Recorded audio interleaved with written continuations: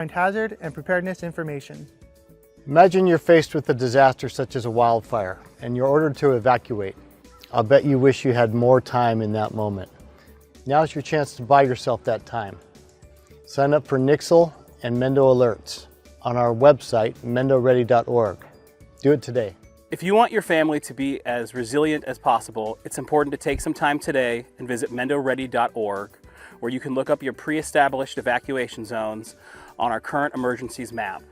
You can also find important tools to help maintain your situational awareness, such as the Alert California wildfire cameras and the Caltrans road conditions cameras. We hope you'll take some time today to prepare so that your family can be Mendo ready.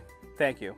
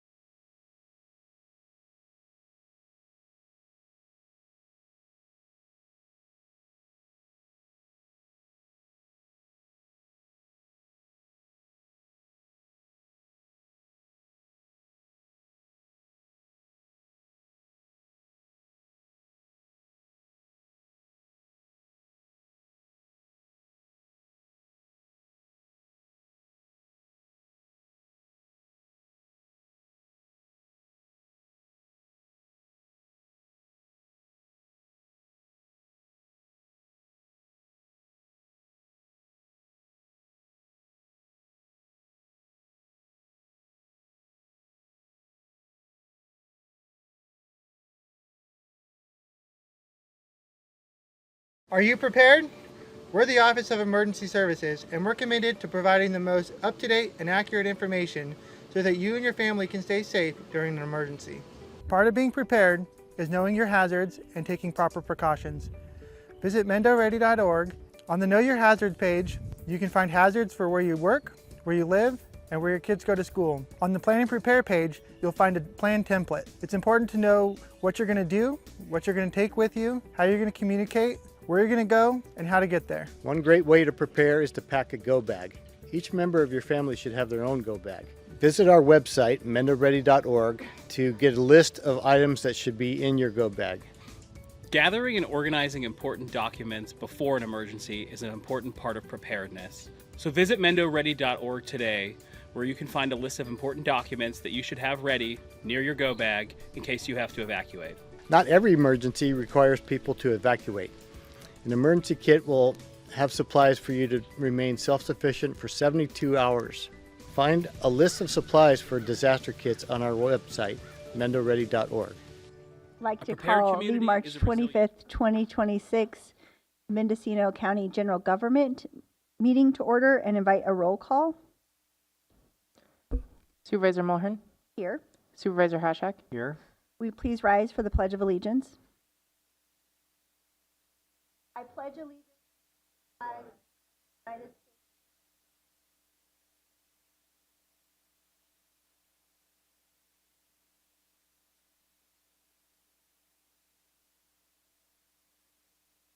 Good morning. At this time, I would like to invite public expression and members of the public who wish to come to the podium and speak about an item that is not on the agenda. You can please come forward if you're able to stand in a line so I can see how many people want to speak. That's helpful. You will have 3 minutes, and just as a reminder, this is for items that are not on the agenda. If you are calling in on Zoom, please use the raise hand feature or use *9 if you're calling in via phone. Good morning. Oh, please state your name for the record. Good morning, Hannah Nelson. I would really appreciate it if the GGC could schedule at a future meeting the topic of splitting modification and other tasks that the Cannabis Department and now Planning Department engage in into different categories.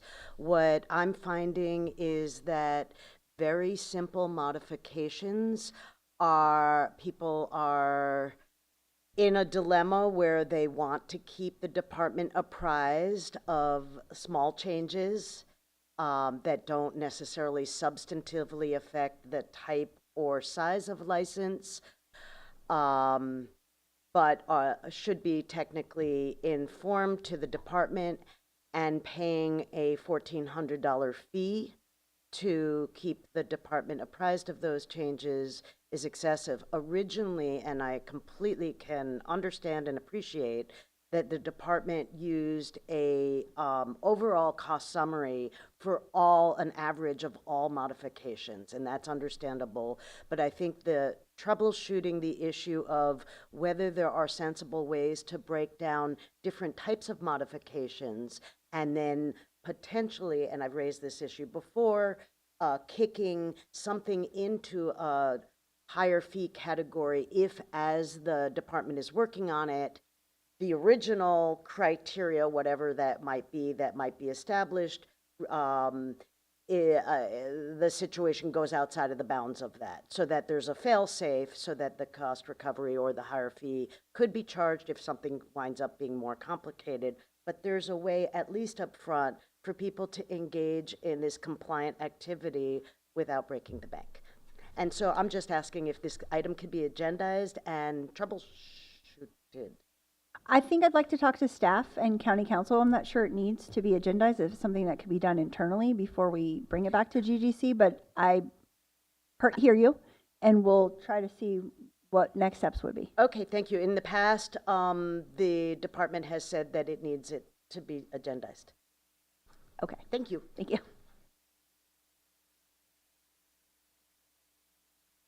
Good morning, Corinne Powell, cultivator advocate.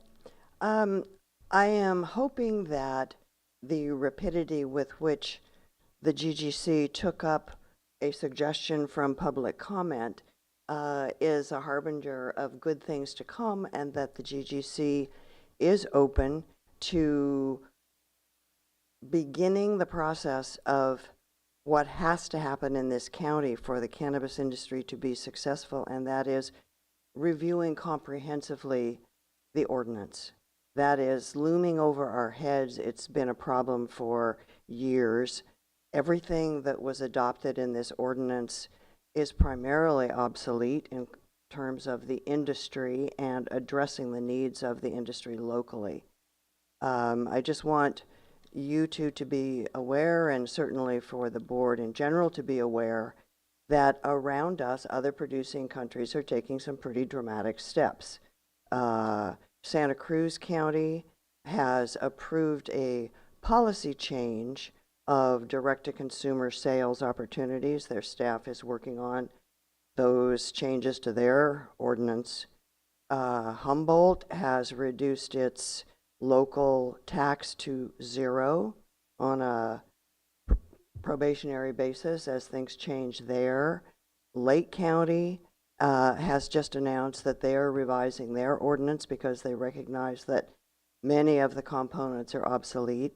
So I'm encouraging you to be the two voices of reason moving forward, and hopefully the community can engage with you, of course, directly for the benefit of the larger board efforts. But let's be this year the year that we actually can make some changes. And maybe it can be your policy legacy, Mr. Haschek, to spearhead some of these things. So thank you very much.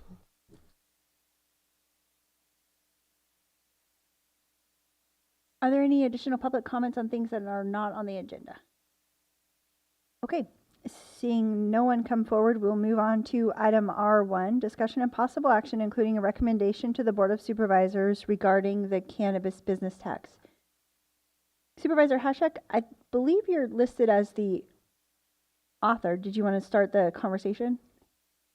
Yeah, okay, so this was brought to the board a meeting or so ago, and certainly I've been hearing from cannabis growers about the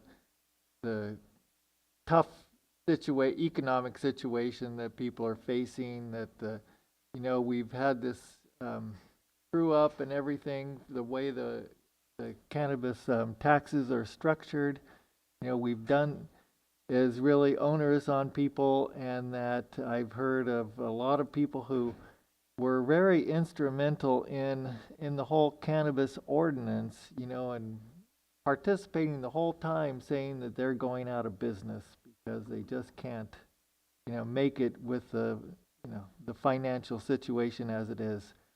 And so we've done this, we did a 50% reduction a few years ago. I think you authored that. And then we went down to 40 and then 35%, thinking that, we would move back to the way it was, originally set up.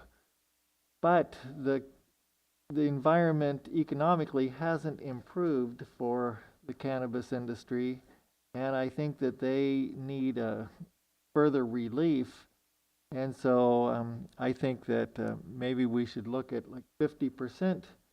Because if people go out of business, then we're not going to get any taxes from them. They'll be on the rules for Medi-Cal and everything else. And, it will be a tougher situation financially when we don't have that kind of industry. And so I just, if we keep a reduction, it's kind of like, I think of it as the trickle down, except it's the trickle up. Is that if we give a tax break to the people who are really suffering, if we can keep them in the economy and keep that kind of industry flowing, then we will, it will benefit our communities more than just trying to get a high tax and then put them out of business.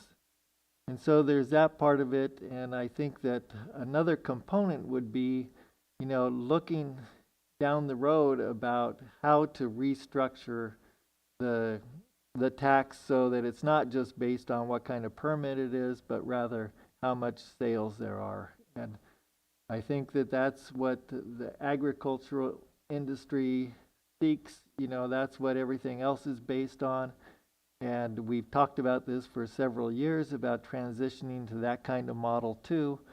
And so I would like to see us kind of take some preliminary steps towards seeing what that would entail, how we could support that. Maybe if it's proposing to the board a resolution or something along the lines where people can vote on it. Putting forth a proposition of that sort. But I think it requires some investigation, and it's not going to be a quick process, but something we can look into. But for now, I think our, what the board sent to us is like, what kind of, tax break can we give at this point to the industry?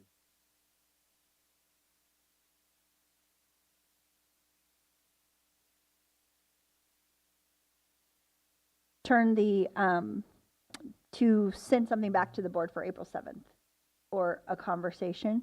So were you thinking a 50% reduction? So right now we're at 40 and then 35. So right now we're at 35. So we're thinking 50% for next year, for 2027? Yeah. Is that what you meant? Yeah, and I don't think it will come back April 7th. I don't know if we can turn it around that quickly, but and I know that, okay, the reality is that the county is in this budget situation where, we got the state audit. The state audit said we needed to increase our revenue. Yet, how do we increase the revenue? Do we just let this tax go up to, stay at the normal rate, which would drive people out of business, like I said, or do we cut the tax by 50% and hopefully more people are in the industry and we keep people viable. So I understand that the audit report says one thing, but it's how do we get to that increasing revenue is kind of the question too. So. And in order to meet a ballot deadline for November, the board would need to approve a resolution to get something on the ballot by July. I think it was August. We don't have any meetings in August, so we would have to approve yeah. it by July. Yeah. So were you thinking that not this year for something permanent on the ballot, or were you thinking that that should be a goal for the board? Well, I think it should. I don't know if we can do it that quickly, with all the things we have going on. But, we do have several months before July that we could be working on this. Okay. So, yeah. Okay. Thank you. I see that Auditor, Controller, Treasurer, Tax Collector, Shamice Covison has their hand up, so I wanted to call on you if you come onto the Zoom.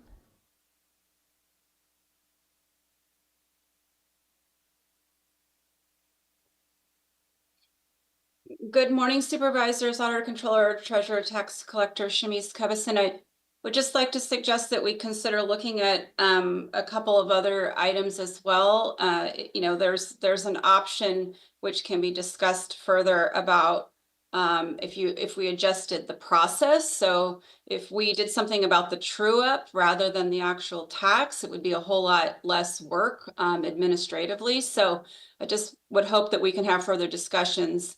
And if there's also a way to include some of the, delinquent tax and trying to deal with that, because, really with the penalties and interest that are in place, it's very unlikely that we're going to be able to collect that. And frankly, it's really not worth the effort in the Treasurer Tax Collector's office to spend a lot of time trying to collect that. So I just hope we can have further discussion about, what's really the best and most effective way to look at the structure and what we're collecting so that it's also not impacting our ability to collect other tax for the county. So I just wanted to put that suggestion out that, we may want to explore kind of how that's structured a little bit. It can be administered, but it is actually quite a bit of work to just kind of have this, well, it's 50% here or 40% or 35% and have it constantly changing. So, maybe if we looked at the actual base fee and then consider whether the true up makes sense or not. I just wanted to put that out there as another option of something to look at. Thank you for sharing that. So the true up is based on, the tax is based on 2.5% of gross receipts, with true ups for cultivation at various levels based on your square footage. So were you thinking that if there wasn't the true up minimum tax, that people could just pay the percentage and that would make things easier for your staff? Well, I think that would certainly be, there's actually quite a bit of work in our office actually trying, we have to go for the whole 4 quarters and then we have to actually calculate what was reported, what was collected, and send out notices for the true up amount and actually process another bill for that difference. So there's quite a bit of actual administrative work. Certainly, obviously, we've been doing it and we're willing to do it, but it actually is fairly, cost and labor intensive. So it just is like maybe we should consider looking at whether or not it makes sense to adjust the process differently or further. Thank you for that. And then the delinquent tax item is supposed to be coming back to the full board on April 7th. And just to Corinne's point, I think, frankly, I'm going to be very frank and candid right now. We seem to be having a divided board. And so I'm not sure the value of GGC working all items all the way through and then sending them to the board. So I think there's some balancing that GGC needs to do with moving items to the full board for discussion before sending them here so we can bring them back. But that's an ongoing conversation. So County Council Elliott, the board has several times reduced the tax, even though there was a minimum amount required by the ballot measure. Could the board remove the minimum true up entirely without taking it before the voters, or is that something that needs to go back to the voters? So I haven't looked at that question ahead of time. I mean, if there's a minimum in the, if there's a minimum stated in the initiative or the measure, that would be important for me to look at what the language was. Usually in terms of a tax, the biggest issue is you can't go above the amount that was voted in, but you usually can lower it, but I'd have to look at that specific language. Okay. I've had one of my colleagues sort of vote that we probably could, but I just don't know the answer off Sure. the top. The interesting thing about this tax, which was done before I was on the board, is that you can go up. So the minimum was the minimum, and then they could have increased it up to a tax rate of 10%, and we can't even really collect 2.5%. So that was an interesting, I think, theory that was happening at the time around what would happen with the industry. Supervisor Hashak, do you have anything you want to add before I open up for public comment? Well, we've seen in other counties that like Humboldt dropped their tax to 0%, you know, on an interim basis, I guess, or to see how it works. And I've heard of other counties doing that. And so this is interesting what Denise Covison brings up is, you know, what if we did away with the true up? We would get to that percent basis, but it would probably, I guess the question for Ms. Covison is, what percent of the tax revenue from cannabis is collected through the true up? Unfortunately, I can't answer that. It's very complicated the way the tax is collected and reported, so I would have to get back to you on that. Yeah.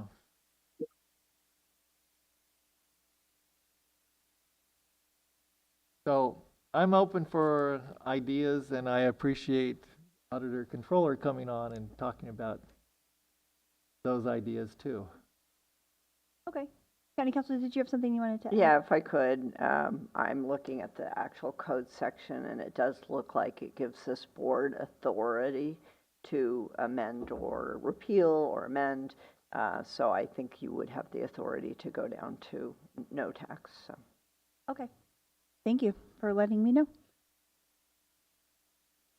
Supervisor Hashak, anything else you want to add?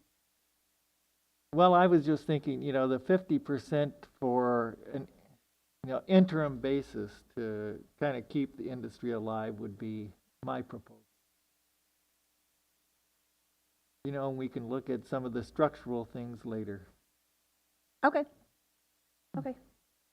Thank you. At this time, I'd like to open this item up for public comment. And Chair. Yeah. Yes, Mr. Dunnicliff. So if I may just add one piece of information to the conversation, you know, we did also recently go through the state audit, which included recommendations to the county, and in large part due to what they referred to as the county's gradually declining financial condition, which requires corrective action. And one of those recommendations had related to, you know, the county looking for options to increase revenue, such as by increasing tax rates. So I think that if nothing else, when this item returns to the full board, there will probably be discussion about, you know, the consistency of action on the cannabis tax with the state audit's recommendation for the county to be trying to reverse its declining revenue condition. So I just wanted to add that for the conversation. Thank you. Yeah, and if I could add to the conversation too. Please. Okay, is that, you know, for the last few years, we've had the LEAP grants and we've had the LJAGP, and those have at least the LEAP has helped people pay those taxes. And so now that we really don't have those funds to lean on, it's going to be, it could be a serious hit to our tax collection too. So we're just trying to see how do we keep the business alive? Okay. Good morning. Please come forward. We'd love to hear from you. If I may, through the chair, Sarah McBurney, Mendocino Cannabis Division. Just a point of clarification, we still are actively receiving LEAP grant funds that can help offset with fee relief. Our program manual has been revamped and there is a $10,000 cap per applicant, but LEAP funds are still ongoing. And I've received confirmation from our grantor, which is the Governor's Office of Business and Economic Development, that LEAP grants will continue as well. So we will continue to apply for those as well. I think the volume in which we're used to has dramatically decreased. We'll have about 93,000 this year to distribute among cultivators, but just wanted to bring that back as well. Thank you so much. Yeah, thank you.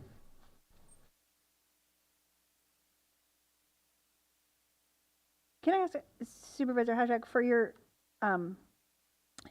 we went from a reduced rate of 50% and then it went back up incrementally, but now you want it to go back up to 50% again for cultivators to pay less.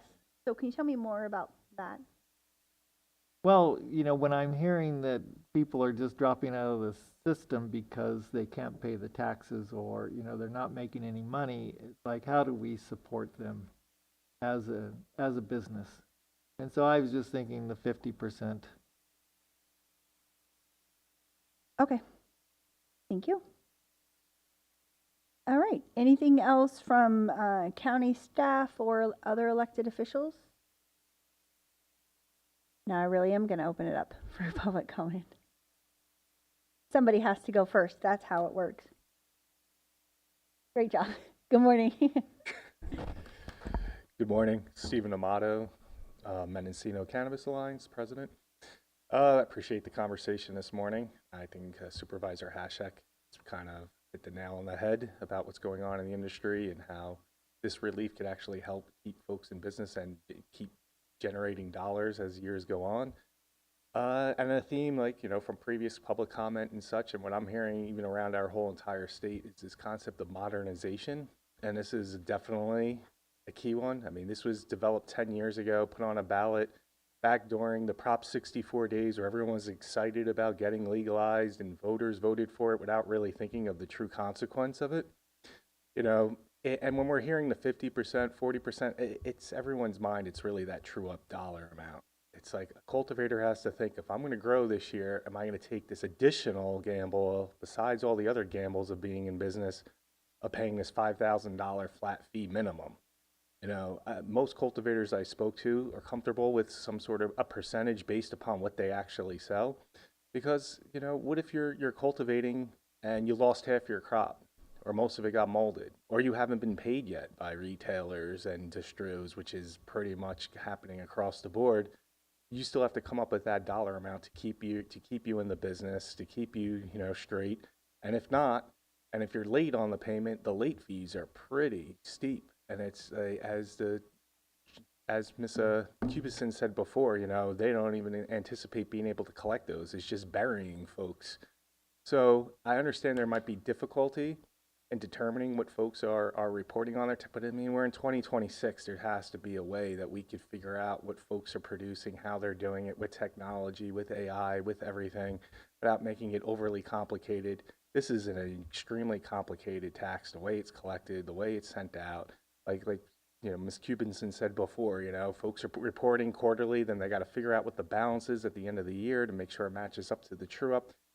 And I know cultivators, if they're still paying that, if it wasn't for some of those fee waivers, as Supervisor Hashak said, they would have been right out of business. And it's great to hear that there's going to be some, but $90,000 goes quick. And that's not just for the tax, that's for people's other fees and stuff. They're entitled to up to $10,000. So if 9 people are first in line on that and fill out their paperwork, that's gone. What about the other, 600 or so license holders in our county? So I definitely think we need temporary relief like right now for next year to keep folks at least feeling like they have a chance. But I strongly recommend that a process starts, whether it's for this year's ballot or next year's ballot, to really modernize this. And let's get this done so we don't have to continuously have these conversations, try to figure out what folks are going to be. And then also on the very flip side of things, the way it's designed, if folks were just paying the true up, and let's say, you know, they were making a lot of money per unit, the county might actually be losing revenue if it's not based on just solely what the percentage is of their sales. I mean, I know it's hard to believe at this point, but sometime in the future that may happen. And I know I'm over time, so I'll let other folks speak. Thank you. Just as a reminder, you can say because I have a question, but just as a reminder, the true up is the minimum. So if people are making more, then they should be paying that higher percentage.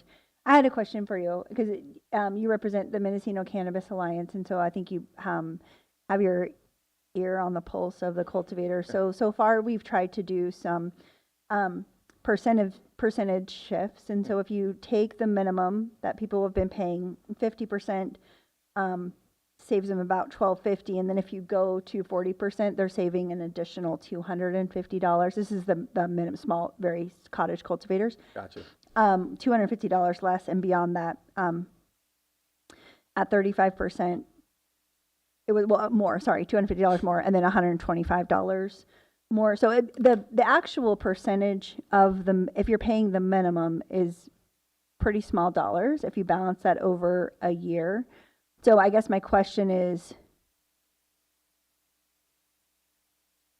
given the amount of trouble that, you know, it causes for cultivators to fill out that paperwork and work with the Treasurer Tax Collector's Office,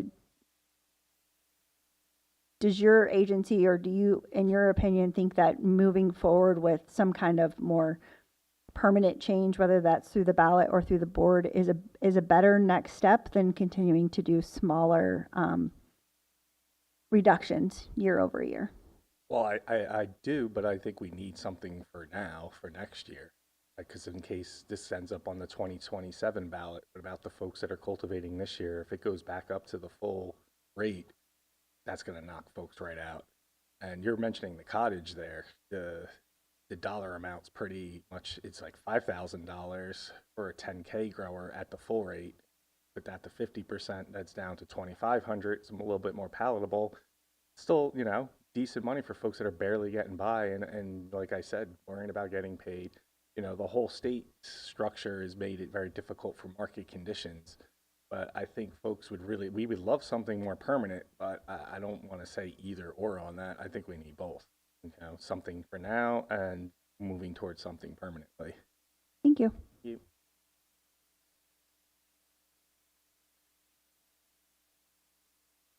Does anybody else want to share their ideas or thoughts about next steps? If you could please state your name for the record. Yeah. Hi, I'm Mike Adams, small vegetable and cannabis farmer in Mendocino County. I appreciate that this matter is being listened to by the supervisors, you two, and the county. As a small producer, I've been paying the true up every year because my sales have not reached the necessary amounts to actually equal out, and I find that to be the most onerous part of this cultivation tax. Fortunately, I haven't had a total crop failure. That I find would be disastrous, to not have a crop or not have any sales and then still have to pay a tax. I understand the county's financial position and the need to collect revenue, but to collect revenue from people who aren't generating sales is, I mean, almost a punishment. You already have say a bad season and you didn't make the sales you hoped or expected or desired to make. But if I'm not mistaken, a 10,000 square foot grow would be a before the reductions would be, if you had $200,000 in sales, then you would be at the level. And if you only, where you wouldn't have a true up. If you had $100,000 in sales or $50,000 in sales, then you are not being taxed at this 1.5% or 2.5%, but potentially 3%, 4%, 6%, 8%. And for a small producer, that's kind of excessive. So I really appreciate you listening to this. My ask would be that the true up be eliminated completely, and that a consideration on a reduction in the minimum cultivation tax be implemented. I mean, I personally wouldn't mind just paying, the 1.5 to 2 to 2.5% on actual sales, but the biggest risk, and I know it was asked earlier, was well, what percentage is collected in true ups or not? Well, the true up tax is coming from people who are low in sales, so those are the people really getting hit. Their percentage goes from the 1.5 to potentially 3 or 5 or higher percent. So for my ask would be to eliminate the true up and to consider a reduction in the excise tax. I appreciate your listening. Thank you.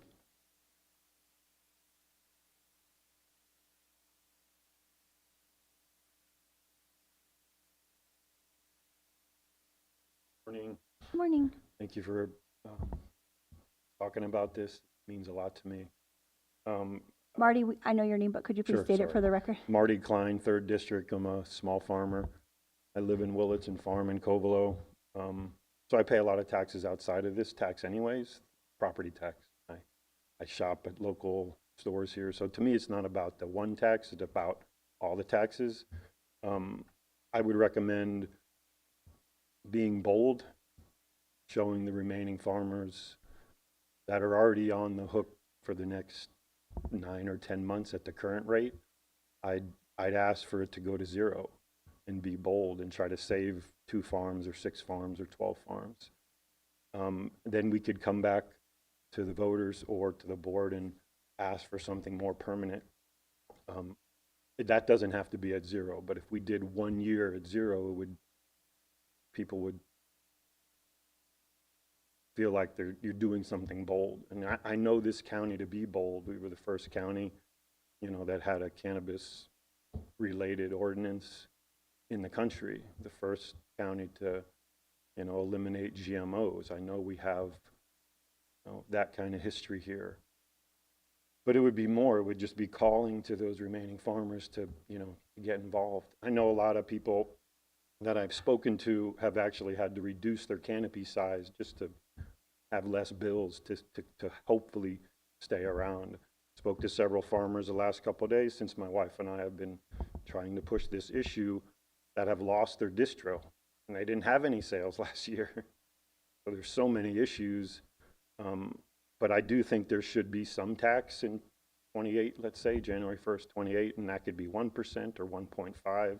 I do think 2.5 is pretty heavy when other counties have eliminated it completely, or at least for a short term.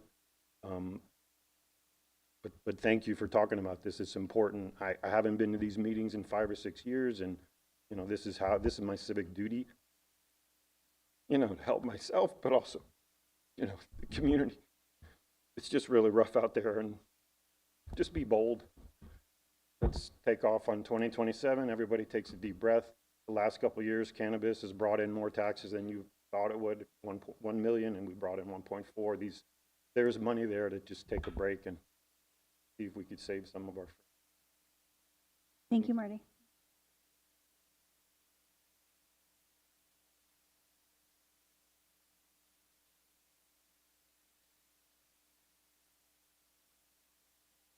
Hi, Corinne Powell again.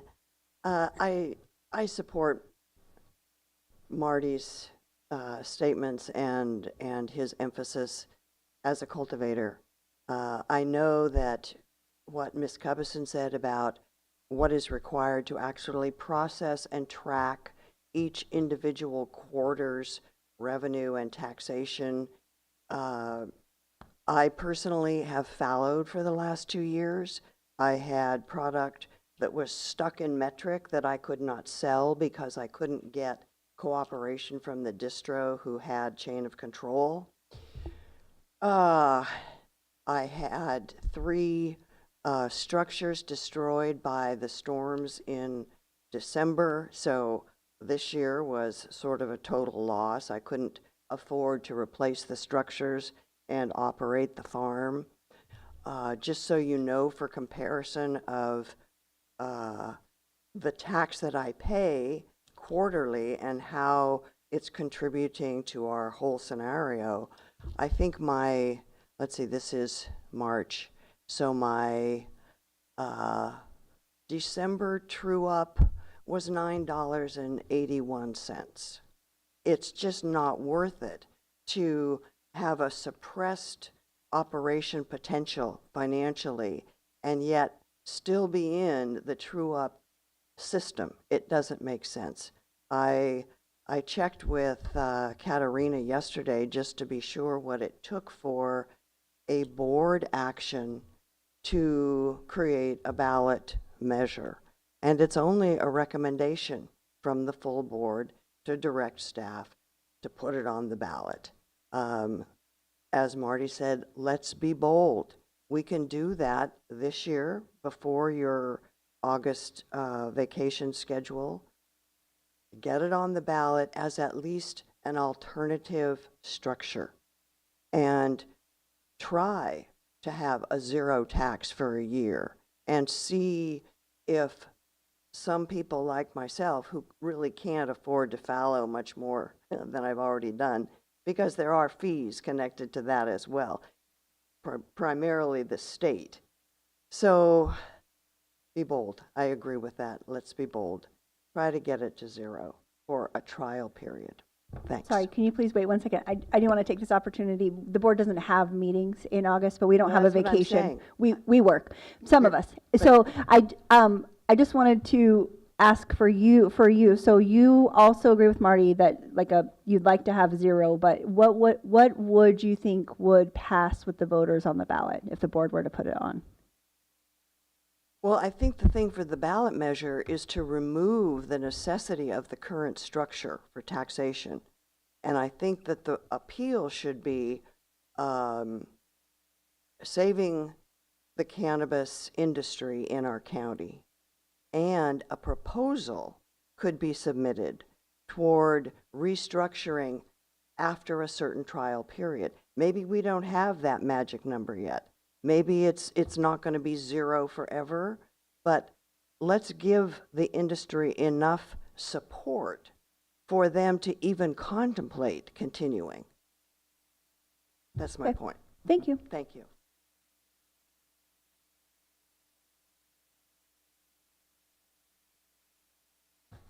Good morning again, Hannah Nelson. A little bit of information that I've gathered. The current total of CCBLs locally that have been issued as of the February report were 621. The state reports current licenses in Mendocino County for cultivation only. I only did cultivation of 471. There's 150 difference, and that's likely due to the fact that the cycle of expiration is different in the county now. Not everybody's on the 5-year cycle because it's being phased in, but there could be a gap where a lot of people move their state licenses to the end of the year because the CEQA issue was unknown. So that was one way to make sure there was enough time for the state to transition them to full annual license. So I believe that the discrepancy in numbers will catch up as the cycle of renewals locally cycle through to reflect the additional drop. There's also fallowed people. There's 26 applications for fallowing for 2026 locally. In the state system, there's only 20 people listed in their limited operations, which is kind of a different level of fallowing. Our fallowing has to do with taxes. The state fallowing has to do with still paying a certain level of license fee, but not a full license fee, and you can still conduct your sales, but you can't cultivate canopy. There have been 5, according to the February local report, 5 withdrawn. And in the state system, there were 80 surrendered.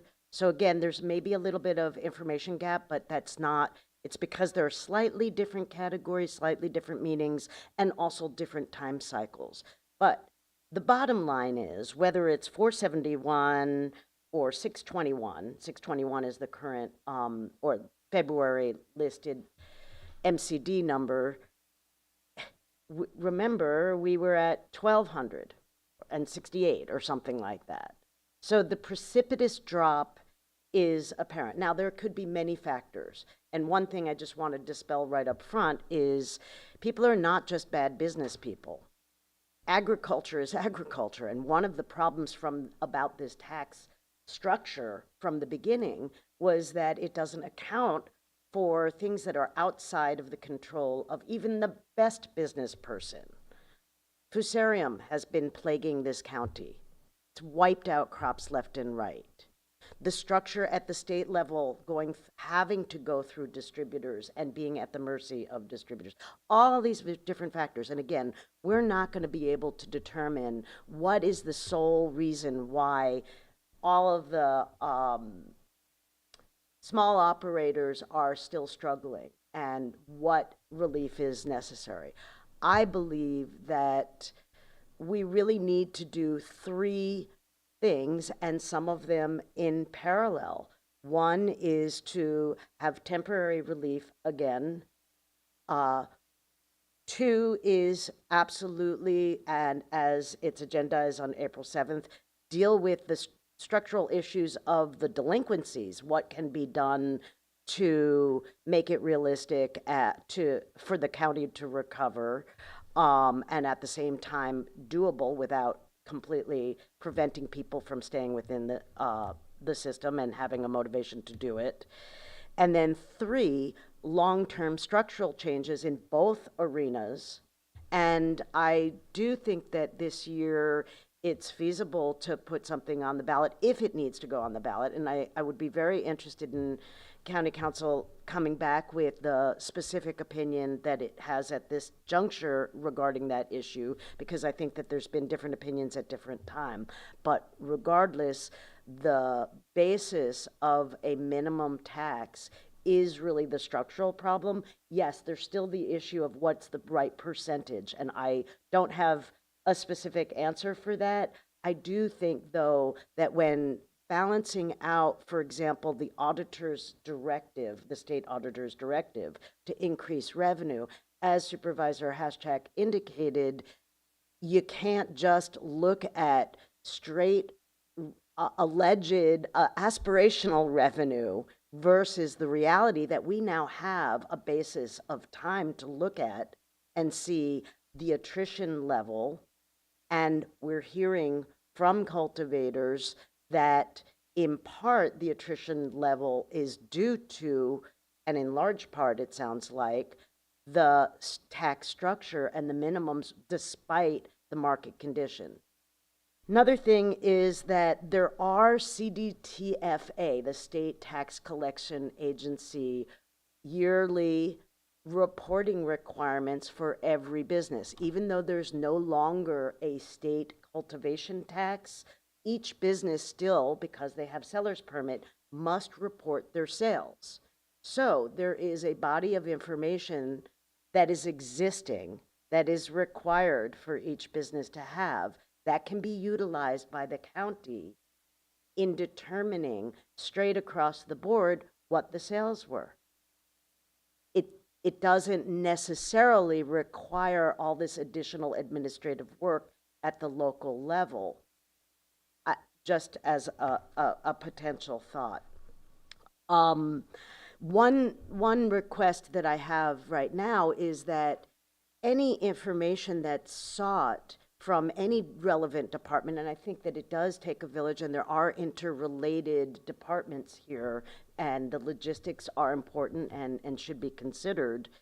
The information should be requested to be prepared and presented before the board hearing, so that it's not another situation where the item is agendized, but then the necessary information. It may be that more information is needed as questions arise or whatever, but at least to begin with, some information such as what are, as Ms. Cubison indicated, what are the specific challenges? What are the alternatives that would help reduce the workload? What are the suggestions that that office has for minimizing in each of these categories? In other words, you know, and from the administrative point of view, what is the legal opinion regarding whether a ballot initiative is required? What, on balance, in looking and talking to the state auditor or looking at other instances of addressing the reports, what is the analysis that is used? Is it a straight, like you've got to have a theoretical or aspirational increase in revenue, or is it taking into account the reality on the ground of how that actually plays out? And I'll wind it up. I thank you for the indulgence here. I do think that there needs to be both a temporary fix as well as the long-term structural fix. And finally, I think that with respect, and I really appreciate your comments, Supervisor Mulholland, about the balancing of issues that are going to the full board, and I do think that this is an important one to go to the board. But what often happens, and I hope that we can come up with a practical balancing and logistical way that works for everybody, what happens often in front of the whole board, if an issue comes up there first and isn't flushed out, some board members express frustration that we don't want to waste the full board's time gathering the information before we're really addressing the issue, and we really would like the opinion of a committee to flush out some of these things after they flushed them out, have an opinion and a suggestion, or at least present the issues in a cohesive way. So we're often caught between, you know, that scenario, and I really appreciate the dynamics and the difficulty, and we certainly appreciate the time that you're taking right now. We really do. And that chair doesn't let you go over by 6 minutes and 30 seconds. Thank you. You're welcome. Anybody else in the room, or should I go online? Come on up. If you could please state your name, please. Good morning. My name is Matthew Browning, 3rd District. I was born and raised here in Mendocino County and currently help support my family's licensed cannabis farm in Willits. I've also founded a cannabis software and supply chain company that currently serves 40 licenses, or about 170,000 square foot within the county. Since 2021, on the state level, we've seen about a 46.5% drop in square footage, along with the county ranking 4th in most licenses lost, 461 since 2021. That's 461 licenses no longer paying taxes in this county. We're just small businesses who have been supporting our community for decades, and now we're in a climate where it's strangulation by policy and death by taxes. I'm in favor of eliminating all minimum cannabis taxes, maintaining the current reduced tax rate applied only to earned income from cannabis sales, waive all outstanding tax balances derived from any form of, maintain the current reduced tax rate applied only to earned income from cannabis sales, waive all outstanding tax balances derived from any form of minimum tax. Thank you for your time.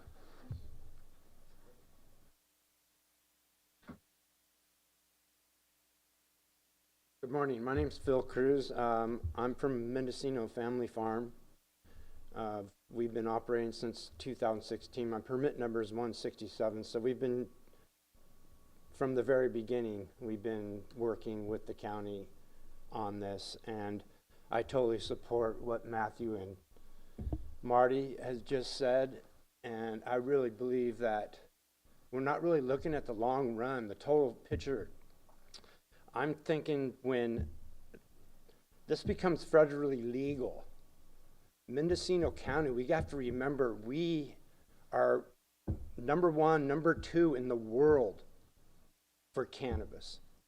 And if we continue on this tax ridiculous thing of true up, I think that we're going to lose that. We're going to lose our legacy. And all these counties that are just coming in and blowing us away because of what's going on. I mean, I don't know if you realize, but pounds of cannabis. I just heard a farmer the other day saying he's getting $200 a pound. He has to sell quite a bit of pounds to make his true up to zero. So I just think like temporarily we should go immediately as fast as possible, get rid of the true up. I don't mind paying the whatever it is, 1.5%, 2.5% tax on what I sell, but I don't know if there's another product in the whole country that has a true up on sales tax. So I just want to keep that in mind and let you guys know we do appreciate you guys listening to us, and I don't think we're going to go anywhere no matter what, just because of the name of Mendocino County has. But we really need to keep as many farmers in this as we can, because worldwide it's going to be huge once it does happen, and Mendocino County will profit it from that.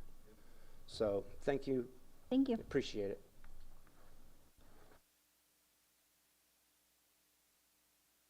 Okay. I think we have one more in the room, and then we'll go online. My name is Susan Cruz, and I'm from Mendocino Family Farm. And I, like Phil was saying, people are not getting money for their pounds, and you have to grow it, pick it, de-leaf it, hang it, buck it down, and you have to pay someone to trim it. If you're too old enough to trim yourself anymore, my hands have really bad arthritis. And I see people, you know, they don't have money to buy the fertilizers to grow their cannabis anymore. Things are really hard, and I believe what everybody says here about the taxes, that we need to give us a break, because we love growing this product. We love it. And it's getting so hard that people can't even do it anymore. You know, they're just like going down. They can't even feed their plants. They can't do anything. So I'm in favor of it going to 0% till we figure all this out, because it's really hard, and we love doing this work, and we want to keep doing this work. So thank you. Thank you. Madam Clerk, could you please help me with the online names? I don't know who was on there first. Sure, first we have up X. Hello, thank you. My name is Cami Lennox, and I am a cannabis cultivator and also one of the few food farmers that supplies produce to local schools in the county. I support a recommendation to the Board of Supervisors to reduce the cannabis business tax and eliminate the annual true-up. It's hard enough to be a farmer without having to pay taxes on non-existent sales. Imagine having crop failure and still having to pay taxes as if you had a crop to sell. Having a high cannabis business tax and annual true-up in a low square footage cannabis producing county does not make economic sense. The cultivation of cannabis helps support me financially so I can grow low income producing vegetables more confidently. However, having the high tax and true-up in place makes it that much more difficult to be able to continue. Please proceed with a recommendation to reduce the cannabis business tax and eliminate the annual true-up. Thank you. Next we have up Jerry Munn.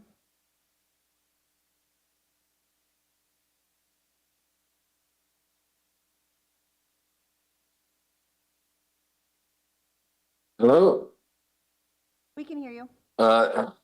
Thanks for considering this very important matter to the Mendocino cannabis community. I feel the board has the authority to completely repeal the tax and the true-up. And if we look at what's going on with the cannabis industry, the initial program had 1,200 farms apply for permits. Now we're down to 400 permits.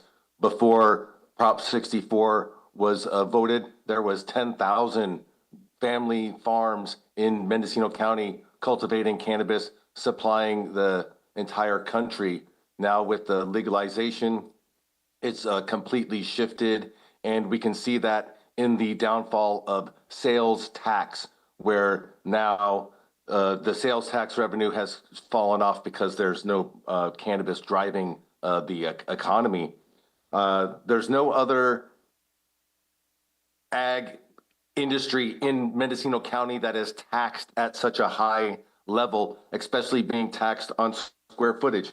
If you look at how many, there's 17,000 acres of grapes currently cultivated in Mendocino County.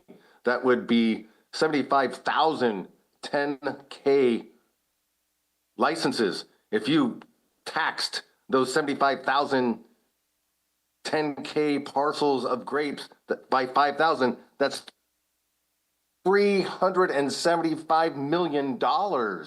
So, you know, I don't want to create apples to oranges, but we're unjustly taxed based on a small square footage that we're even able to cultivate. So supply chain issues is a big problem for us farmers.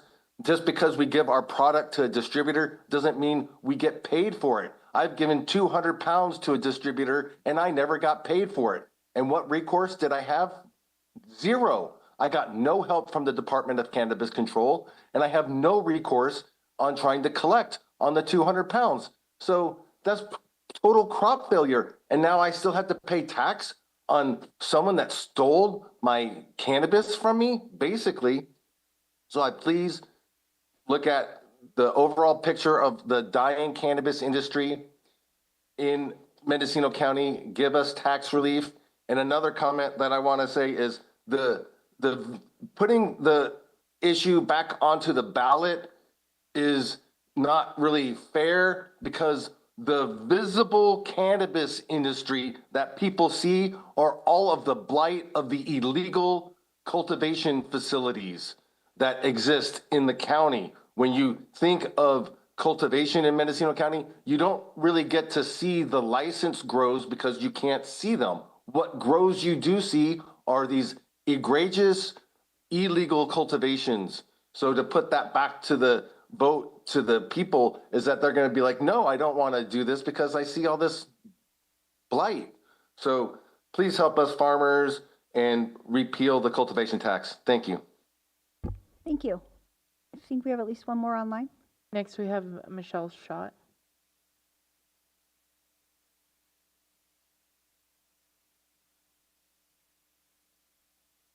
Hey, good morning. I'm going to be brief. I support what people are saying. I think that cannabis tax should be based on sales and service sales. It should be on actual money that is generated for a cannabis farm, just like any other business. And and also for the other, we're talking about the cultivation taxes, but there's also minimum taxes on the other CCBLs, and I think those also should be eliminated. And again, based on money generated. The way to increase taxes is to create healthy business environments where people are making money, employing people who are then spending money in the county. And what's happening now is the total opposite. People are struggling, and for all the reasons people talked about, Hannah's had a lot to say about the conditions, and other people said about the market conditions, and those things are huge impediments to even survival.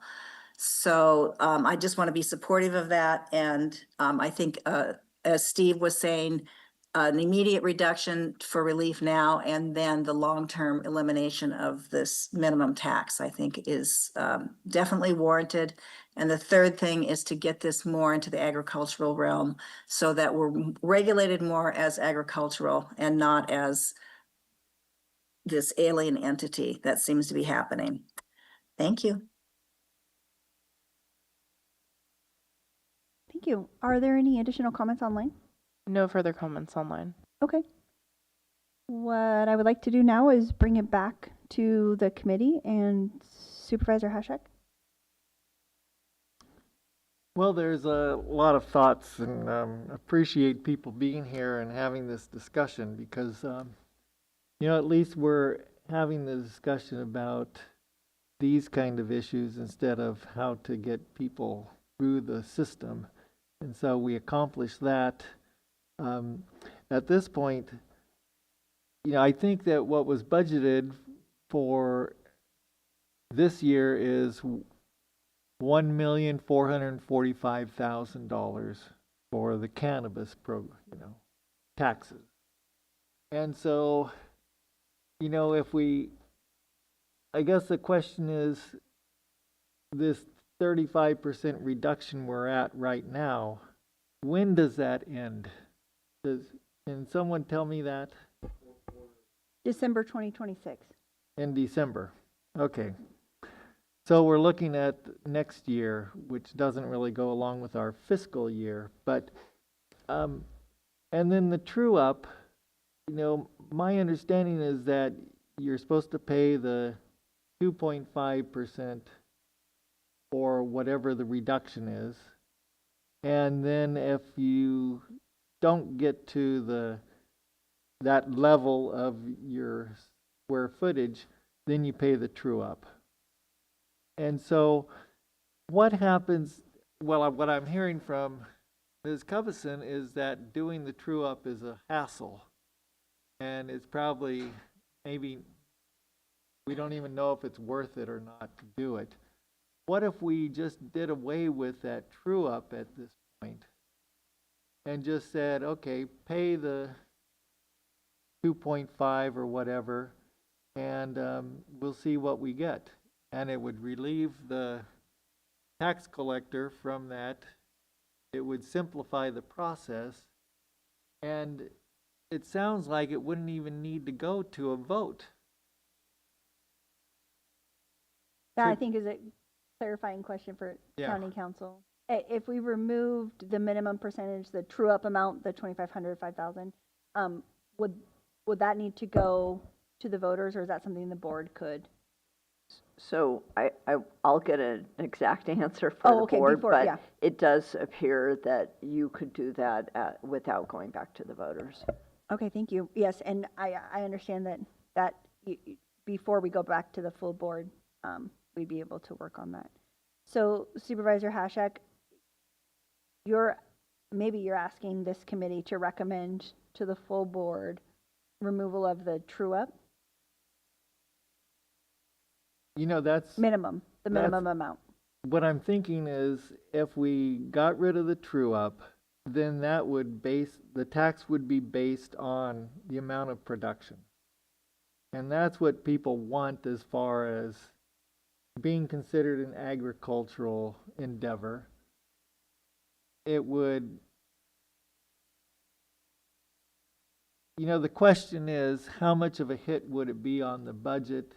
And the board supervisors considering this, and how much, the budget hit would be a huge consideration too. But we don't know, so I think that at this point, I don't know. My question for Ms. Covison would be, how much could you come back like in a month and give us the numbers of taxes, the amount of taxes that are collected outside of the true up through the percent that people are paying? Well, we would try to identify a period that we could look at, but yes. That's something that you could collect, you could bring back to us. Yes. Because I think that would be important information for us to have and for the board to have about what would be the impact on that 1.455 million that's budgeted. It is a little bit complicated. I'm sorry to interrupt you, Supervisor, because of the timing, right? Because of the calendar year versus fiscal year. And the true up goes out in April. And so, it's due in May. So it's kind of an unknown. Like, for instance, we don't know what that number is quite yet for 25, 26, because we're just going to be starting to calculate that after we are, in April, essentially. So we don't even know quite yet what the 25, 26 number is going to be. And would some people be paying their taxes along the way and then pay a true up and the true up would I guess I'm wondering if we got rid of the true up, would people still be paying that 2.5% or that amount regardless? Well, I think that's up for discussion at the moment, isn't that? Right, so some people could be paying less than Correct. $1,250 or $2,500 if they don't make that much money if we remove the true up. Right. Correct. I'm wondering, maybe from Mr. Dunnicliff or Ms. McBurney, if there's any way that we would be able to use guesstimates based on how many licensees we have in the program and their cultivation type. And if we could do some very simplified math instead of, I mean, one of the, and I don't know all of what went through the Humboldt County Supervisor's minds, but one of the considerations that they had, as my understanding, was the amount of staff time, consultant time, work that would go into sort of figuring out all of these scenarios versus are we just going to get rid of it and move on kind of a thing. So I don't want to go down a path where we're asking for a lot of complicated scenarios from the elected officials or from our staff, and maybe we're talking about, you know, $50,000 or $100,000 and not millions of dollars. So I think that's something that we should weigh before we ask what needs to be brought to the full board. Ms. Covison? Yeah, we can tell you, I can't tell you right this minute, but we can tell you what the 24-25 true up amounts were. Great. I think that might be something that could be helpful. And that amount would be the true up versus the overall cannabis tax revenue. Correct. Whether it's 50% or 80% or whatever, you could tell us that. Yes. Okay.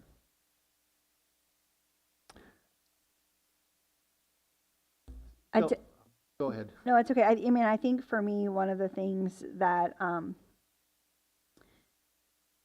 is really interesting to think about is whether or not, if the board is required to send it to the voters or if we're not. Either way, I think the board, if we're not, the board will need to make that decision whether we do or we don't. And I'm not prepared to make that decision in any way today, because the Board of Supervisors is also considering other taxes. And just in my opinion, even the way that this tax was originally laid out specified certain ways that it would be used. And since I've been on the board, maybe we've only seen one time how the funds could have potentially been broken out and were used for the way that the ballot measure had stated. So I also agree with one of the commenters that generally when people are talking about cannabis in the public, they are talking about illegal cultivation and they are not talking about the people that are following the regulations and being taxed appropriately. So if we're asking the voters to make a decision, is it going to be based on sort of the reefer madness, or is it going to be based on legitimate concerns about what businesses are able to do in our economy and in our county? Yeah. Well, going back to county council, I thought I heard that to get rid of the true up, we wouldn't need to go to the voters.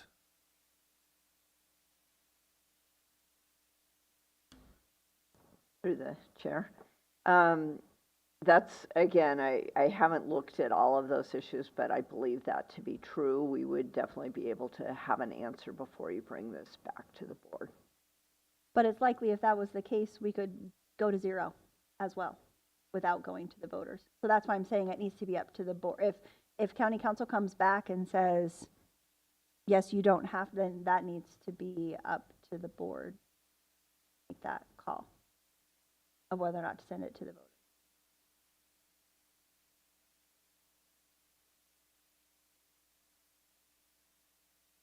Yeah, well, I guess, yeah, the board could also decide, hey, we don't want to do the true up. We're hearing that it's too much of a hassle and that projected loss of income versus loss of businesses would balance out, and, you know, they could do whatever at that point. So it does sound like a decision that the board would need to make.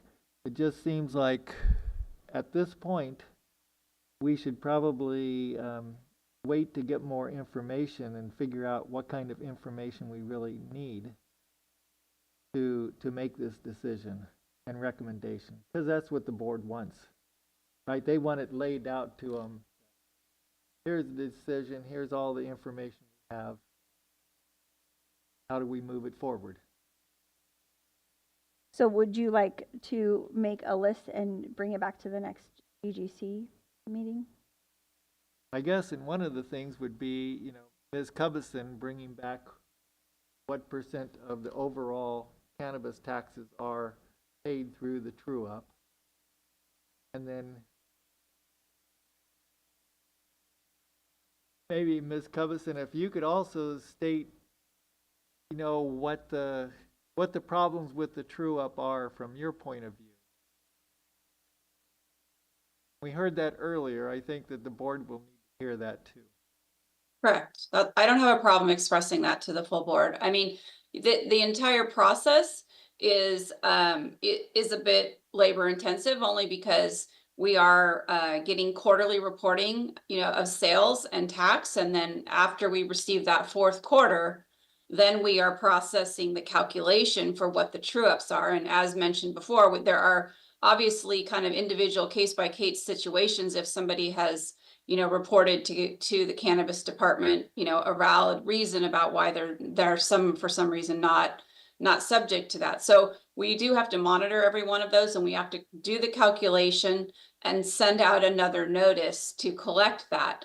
So it is, you know, certainly we're used to doing that. We will do it. We have been doing it, but it is a fairly involved process, and it does obviously take tax collector staff resources and financial resources to send those notices out to collect that additional true up amount. It's essentially another tax bill that we're collecting on.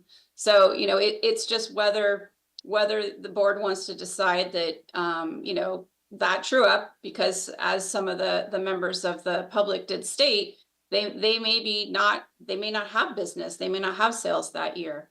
And so, you know, does that administratively, I mean, and certainly I don't want to minimize it to administrative, right? It's not, we're happy to do it if that's what the board's direction is and what the, either the code or the elected approved ballot measure is, we'll certainly do that. But, you know, whether or not it's actually a cost effective, whether people are going to pay the bill ultimately, whether they're going to incur penalty and interest if not paid timely, and whether they're going to remain in the program, I do, as my dual hat, auditor, controller, treasurer, tax collector at the moment, think needs to be considered. Thank you for that. And then I have a question about just how the other taxes, so maybe transit occupancy tax, either for hotels or for the campgrounds, do they report those and pay those quarterly or just annually? Quarterly. Quarterly. Okay. So then maybe that business burden might be something that other businesses also have to work through. And it's the true up that is the more challenging amount, because we do not send a bill for those other businesses. Well, presently we do send quarterly you know, reporting notices to them. So we are still sending a notice. We're not calculating something based on, you know, they are filling in what their reported receipts are, right? What their sales are for that quarter. So we're not asking them to report, calculating and sending it back quarterly, but we are sending them, you know, the collection form, and they are reporting it back to us and submitting payment quarterly. But, you know, administratively, the true up obviously is a whole nother process. And based on the fact that it's, you know, calendar year, it's also something that has to be done in April, right? When we're trying to finish processing the regular property tax payments that are coming in April also as a very high volume, because obviously December and April are the busiest times for the property tax. So at the same time that we're trying to process, some of the heaviest, we're also turning around and trying to calculate and get out those true-up notices, because the true-up notice also triggers appeal process timeframe. So, there's other things involved in that whole process. So, collectively, it probably is an additional burden just based on the time frame that it actually takes place. Thank you for that. And so do the TOT operators work on a quarterly fiscal system then? Yes. I'm not sure. Okay. Well, there's no true up. They just pay quarterly. So it doesn't matter. Yeah. Right. Okay. It's just quarterly. Thank you for that point of process. I think it might help the board understand why that additional challenge comes in with trying to manage the true up. I have a question for the cannabis department or program. Come on now, welcome.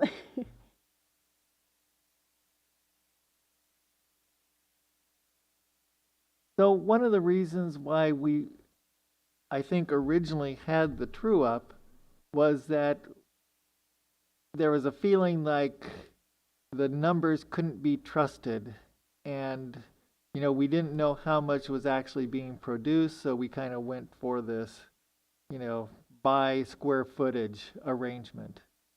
Now, I don't know if you're involved in getting information from Metric or whatever about how much is being produced per farm, and if we have reliable numbers in that regard. If I may, through the chair. Please do. Sarah McBurney, Mendocino Cannabis Division. I think that question's complex. I do think that Metric is a tool that can and should be utilized. And it's something that does have reportable metrics that we can pull from. I do think the software itself can be robust, and there's still a steep learning curve amongst a lot of our cultivators. Metric regulations require to be fully compliant in Metric, you have to be very active in Metric. And so I think that there are numbers in Metric, there's data that we can pull, and it's something that we could utilize as a tool. And I think that the more our cultivators get used to using it, and just in general, the more accurate reporting that we'll have in there. I know that there are cultivators that we've had seen with really great success stories out of Metric. Part of the equity grant that we spoke about has free direct technical assistance. So anybody that has questions about Metric or how it works, if they're equity certified, they can get Metric support there. And I've heard of cultivators who have been up against the line with potentially receiving DCC, Department of Cannabis Control, fines or violations because of Metric noncompliance, and have been able to turn that around and have been able to learn and grow from that too. So I think the more we utilize it, the better numbers we're going to get out of it. Right now, I don't think that I can confidently say that everyone is using it 110%, but I do think that I've seen growth in there, and it is something that we can utilize as data. Yeah, and sorry about putting you on the spot like that, because I know that you're not in charge of tax collection or anything like that. So it would be a question for the tax collector at some point about how they could tap into that and, kind of make sure that we're getting the, because with the TOT, we probably have a way of pretty much, I'm seeing some heads shaking. So, for a motel, there's probably a pretty, there's a system in place, right, to collect the taxes and everything. Maybe for some of the short-term rentals, it's a little shaky or whatever. But with this system, that would be the question about, can we rely on making sure we're collecting, if we just go to that percent and not do the true up, right? If I may, through the chair, Yeah. I do think metric is the tool that we should be utilizing for that. It is something that, you know, we are able to receive training on, including the Treasurer Tax Collector Office. So it's something that we have the ability to utilize. Well, and maybe that looks like some audits like we do with the hotels and the Airbnbs. I think one of our speakers, Ms. Nelson, spoke about the state has a tracking system as well. You can get data from that we could potentially use to compare what our local permittees are doing. I guess, again, we are in a different place than we were 10 years ago when this ballot measure passed, and people can't even afford to pay the minimum tax, the true up. Then how much, you know, are they not trying to get around the system for paying the full thing? So we talked earlier about questions that we need to answer at the next meeting so that we have enough information to go to the board about eliminating the true up. So, you know, one question is the percent of the cannabis tax that's being paid by the true up. What are some other questions that we need to ask? Well, County Council will clarify for certain whether or not the board can make the decision to change the ballot measure, the tax, without going back to the voters. I mean, I think that's really step one. The other considerations that I thought the board would need to make, besides the potential to remove the true up, the minimum, was whether or not to keep the 2.5% gross sales, or potentially reduce that percentage in half to 125 or to 0. And I think that is something that the board should consider. I would imagine that they would want some type of fiscal analysis of what that would look like. If we're budgeting 1.4, I don't know how simple that math is, and I would look to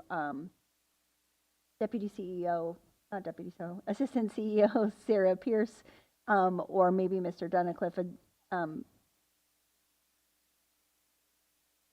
or maybe it's the auditor control. I'm not sure who has the answer of what, as far as budgeting for the board to consider.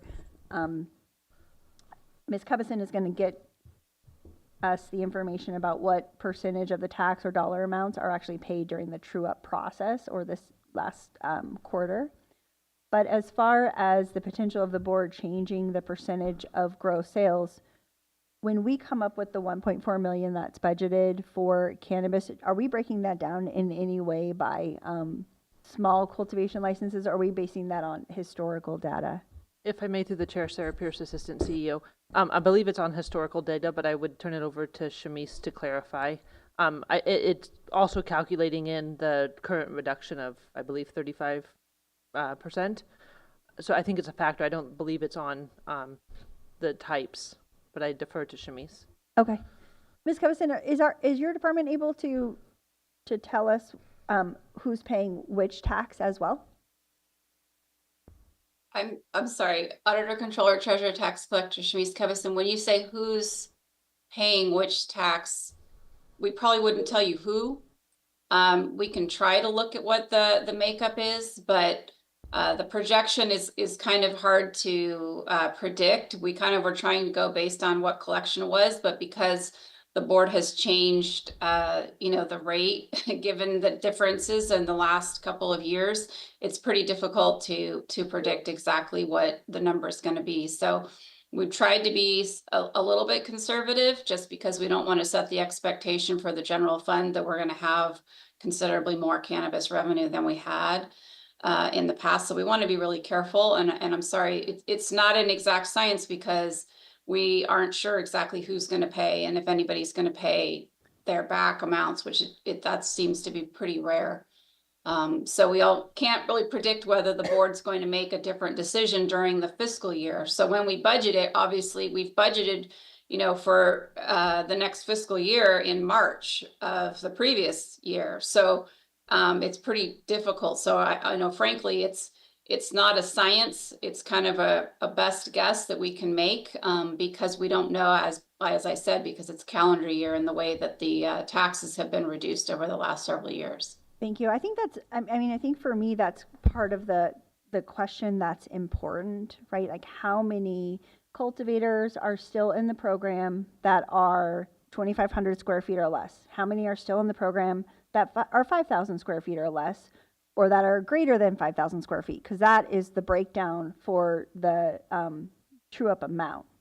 So, you know, the budgeting that dependent on, did we have a large amount of cultivators that stayed in that were over 5,000 square feet and only a few? I mean, I think that this gets into where I think Humboldt County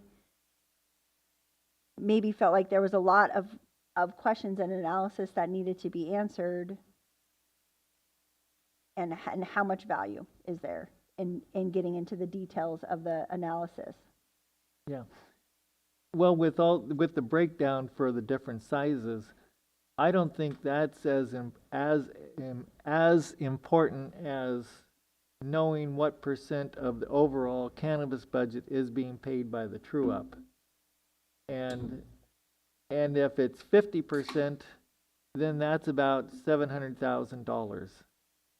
You know, with the kind of the item on April 7th about making sure people are paying their past taxes, then that could bring some more people into the program, or it could drive them out of the program, depending on what the board does with that. But if we got rid of the true up and then reduce that 2.5, you know, if we reduce the 2.5 to 0, we would have it would be 0. So we'd lose all of that budget, and I don't think that the board will go for that. I just think maybe we need to figure out this true up cost right now, and then we decide what to do with the 2.5. So a question, which very basic, and I should know it, but right now with the 35% reduction, is that 35% reduction going towards the 2.5? So is the 2.5 reduced by 35%? Yes. Yes, okay. to be what they were paying. Okay. Yeah. Ms. Cubson? Okay. I just want to clarify, the cannabis tax is actually still, I know it's cannabis, but it's a general tax, so it doesn't go to the cannabis department. I just want to clarify that what you're speaking of is the equivalent, right? The money goes to the general fund, and the general fund funds the cannabis department. Right. Okay. Okay. So, Chair, Yes, Mr. I'm trying to figure out these questions that we need to answer before the next meeting. Yeah. So I was wondering, you know, we brought up a couple, and I was wondering if anyone from the audience has any questions that they think are really relevant to this issue. Do you mind if we open it up for just a question? Yeah, we can open it up for public comment. Thank you very much, Hannah Nelson. I just want to briefly state that Metric does not report sales. It reports transfers. So it can be stuck at the distro and never have income go back to the cultivator. So no matter how much you utilize Metric, doesn't matter, has no bearing on the income that the business receives. CDTFA tax reporting that every California business is required to report, whether it's quarterly or yearly, is dependent on the total sales, are reported, and that is the tool. No comment on whether Metric should be used for other things, but it's really no bearing on income. So I just wanted to clarify that. With respect to other issues in terms of the amount of true-up versus how much is collected or billed, because that's another issue, is we are looking at the delinquencies. Even if it's assessed, how much of the 1.45 can be counted on, and would the budget be reduced if you get rid of the true-up or reduce the percentage, is not necessarily determinable, because we also are trying to figure out, are people going to be able to afford to pay it? And that's where looking at sales data is important, because if we're saying we have aspirations and maybe the board would decide to take a $750,000 hit, or theoretical hit, it's still theoretical because you don't know if that would be collectible if businesses are going out of business. And the costs of collecting them and the process and whatnot. So I think I totally appreciate the request to get data, and I think it's important, but there are many factors that have to be looked at with each data point. So I think that also there is an issue between square footage of the permit, another thing of this tax, as well as the permit fees, which are a separate matter, is that it's based on 3 levels, and not necessarily the square footage that's actually grown. And even in the MCD reports, because certainly it would be time intensive for them to do a greater level of detail, the amount that they report in terms of square footage in the county in their monthly reports is only based on the permit level, not on what is actually being cultivated. So there's that discrepancy as well. I think that a question would be whether or not CDTFA returns are used in, for example, the TOT tax, whether it's in an audit context or just yearly as the tax collector is sending out bills to hotels and other TOT taxpayers. How is that money determined whether it's accurate on the self-reporting? Or is there even a need to determine that it is consistent with something? Do they receive data from CDTFA and compare it? Or is there no comparison? And if there's no comparison, I would go back to the parity argument that I've been making for forever because I'm old. And so I think that that's an interesting question, is how are CDTFA tax returns utilized in other businesses, and would it be useful to utilize them in this business if they are being utilized in other businesses? Additionally, what specifically is the difference in administrative burden in terms of if we got rid of the true-up, you know, what are the savings there, really? And I'm not sure that that's something that's feasible to calculate. I think that all of these data points, again, as I said, have nuanced issues, and there may be a lot of factors, but I think it would be important to do an analysis of the costs. And then again, I think that it's not divorced from, even though it's a separate category, the penalties and interest and the problems of collection, and that data, even though this is a separate issue and that issue is agendized for April 7th, it's relevant when we're talking about what kind of hit is the county really looking at. The other thing is how predictable has it been to say what is aspirational in terms of budgeted versus what was actually collected as compared to what is delinquent and outstanding. And then I think you've also outlined other issues with respect to processes, and I, again, thank you. Thank you. Is there anybody else in the room? Please come forward. Thank you for the opportunity to speak again. Mike Adams, cultivator. I'm glad the issue of the transit occupancy tax was brought up. I understand that to be a similar thing, except they don't actually have a minimum. If I had 3 Airbnbs and I didn't rent them, I would pay no tax. I simply think if we applied that to cannabis, that would be a great first step. Because the true-up tax, if we're going to tax the cannabis cultivators, we should tax them fairly.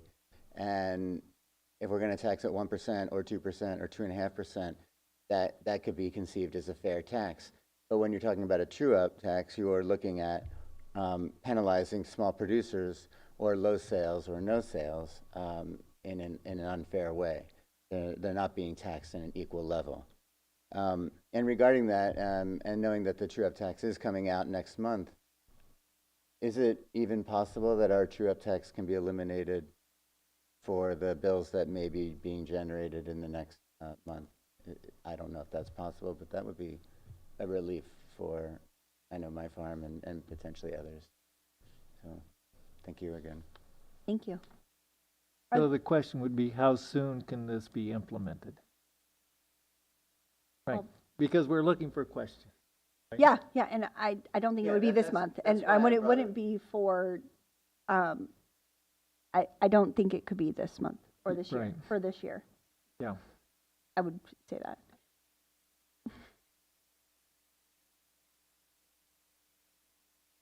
Corinne Powell, I just want to kind of summarize that in the last, hour, we've talked about a lot of minutia connected to the whole taxation system, what the county needs to justify X, Y, or Z.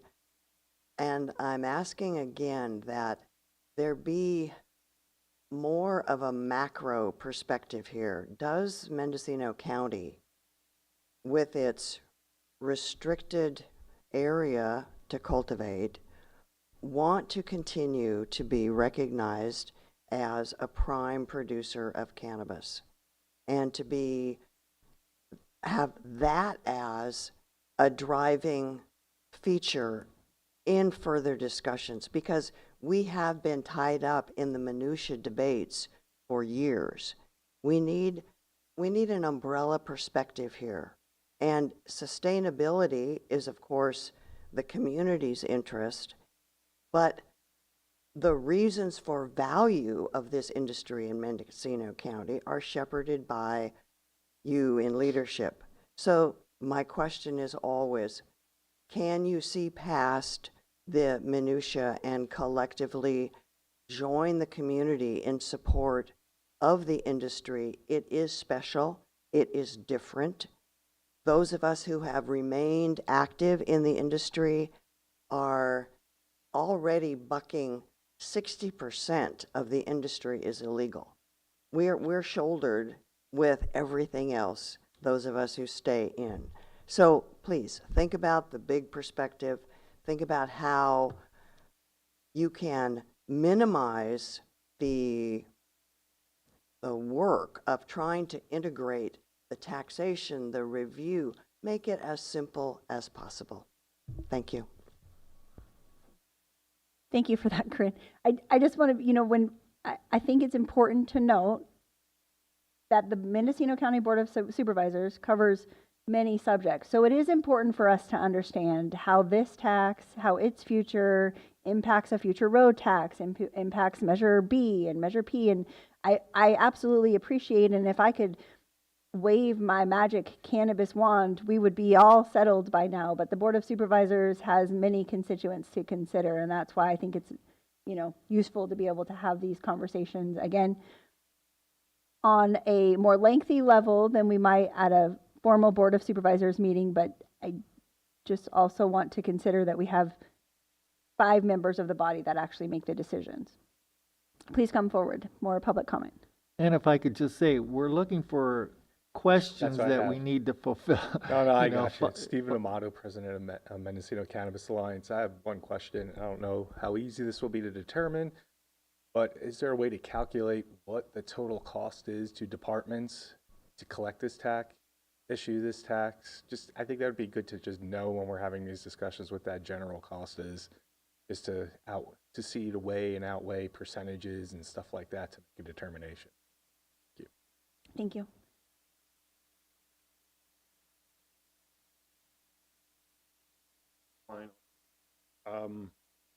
I guess the question is how soon can we implement it? At least in my conversations with Steve and others, I was thinking, let's try to get something done by January 1st, 2027. That's the reason I brought this up in January and February with these emails.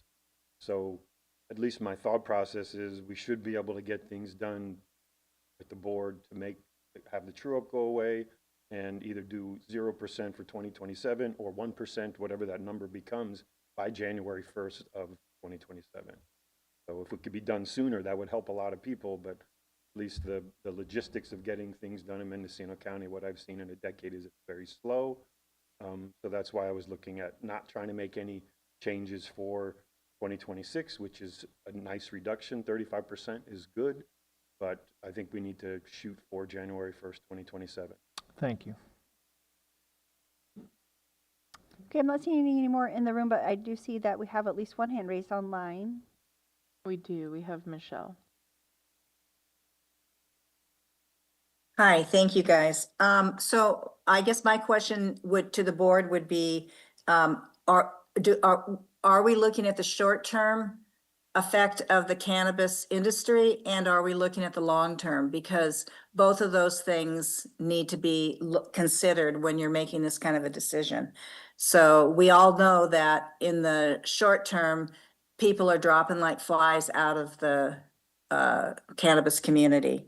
And then the other thing I have to say is a comment, and that is metric counts numbers of pounds, sales tax counts income. And so depending on what you're looking for, if you want to know how much people are making, you need to look at the sales tax, not at the metric. And metric can obviously tell you the number of pounds somebody produces. That's it. Thank you.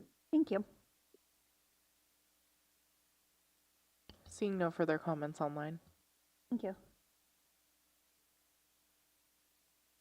Okay, so one question that came up that with this CDFA, and Ms. Covison, so is CDFA something that we could use to determine the tax? Is that Supervisor, I'm not 100% sure that there are limitations as to what we're allowed to use that data for. We do have our sales tax consultants have the ability to monitor that for making sure that we are receiving the sales tax that we're supposed to receive, but I am not sure without making additional inquiry whether we are allowed to use that and access that data ourselves in order to do any comparisons, because the consultant is technically a third party. And so I'm not sure. We may be able to. We do get some information on cannabis, but I'm not sure exactly how we would be able to legally rely on that information. I did want to point out that the additional confirmation we get on the TOT is through our contract with Granicus Host Compliance, which assists us with data scrubbing from the internet about reservation systems and room rates that are shown online. So there's kind of it's not, I wouldn't say it's accurate, to 100%, but it's pretty reliable in terms of being able to confirm data in another way. But we can certainly look into it. It is possible that the time would be better spent not sending the true up, but actually confirming the reported data as mentioned by speakers today in terms of comparing to what's being reported on the quarterly reports that are being submitted. Ms. Covison, I'm a little concerned that this committee might ask you to do too much data analysis that will be not utilized by the full board. So would it be a lengthy process for you to determine how much time your staff spends on that true up analysis, or is that something that you can just definitively say, yes, we would free up, I don't know, X number of hours or a certain dollar amount? Is that even possible to determine? If we're just speaking about the true-up process, I do believe that we can try to approximate, but I don't know that we don't have an exact timekeeping mechanism that tells us the person who's dedicated to cannabis, this is how much of that person's time was spent on the true-up specifically. Because we are obviously doing other collection for cannabis at the same time. So, we can kind of try to approximate it, but it wouldn't be an exact number.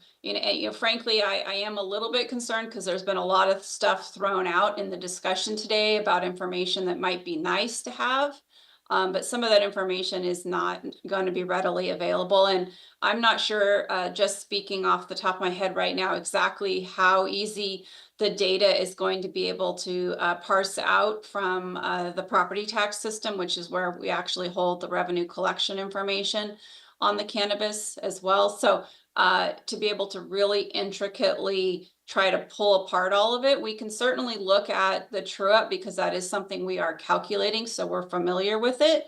But we can roughly estimate, obviously, the cost of sending out the true up notices, and we can approximate the time of calculating it.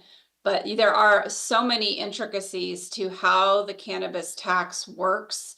And there's also intricacies for each license holder sometimes that we have to coordinate with the cannabis department and verify information that it can be really difficult to kind of quantify and parse out exactly what that impact is. I just wanted to remind the supervisors and the public that the true up notices that we're sending out right now are for 2025. So just be aware those true ups are also reduced, right? And so 2026 is still in a reduced state. And if true up remains, that true up notice for 2026 will also still be reduced. So it's kind of, because we're talking calendar year and fiscal year, it can be confusing.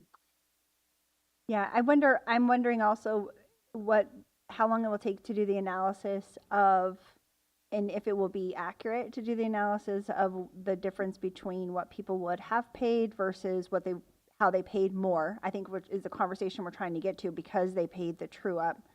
Is it possible, or will we just be guesstimating what people would have paid as an average based on their other 3 quarters if they did not have to pay the true up? Or what's that analysis going to look like for you? The true up is the difference. So the amount of the true up bill is the difference. Okay. So the true up is bringing them to the minimum, right? So if they wouldn't get a true up bill if they had paid enough or more than, right? So the true up amount is essentially the difference. Whether I'll be able to tell you we collected on all of them or not, I may not have that fully vetted to be able to tell you every single one of them. And I do believe, so we will look at the 25 number, the 24-25 received, right, which is actually the 24 number, but we should also be able to know, I don't know if would be in time for any publication for the next GGC meeting, but we will know what the 25 amount that we're calculating, because we'll be sending those notices out before the next meeting. So we will know what the amount is that's being billed. We won't necessarily know what's going to be paid. And is the amount billed the reduced amount? Yeah, it will be, yes. Yeah. I guess for me, the 2 big questions are, what percent of the budget is based on the true up? And if there's this mechanism that we can really kind of use to collect the taxes just on the sales. Right? Is that what you see, Ms. Covison? Well, we're collecting right now based on self-reported sales, right? Yeah. So it's the verification and validation of that, right? So that's the question you're asking, I think. But we are collecting, they're paying based on the basis of their self-reported sales until we get to the true up. Yeah. So I got to 3 questions that we could take to the board sooner. We can have the conversation more at general government if you'd like to, but those questions were, what percentage of the tax is paid through the true-up, which will lead us to what percentage of the budget that is. Can the board remove the true-up without going to the voters? And does the board want to reduce the cannabis tax by 50% for 2020? And we could have that conversation April 7th when we talk about the penalties for past due tax.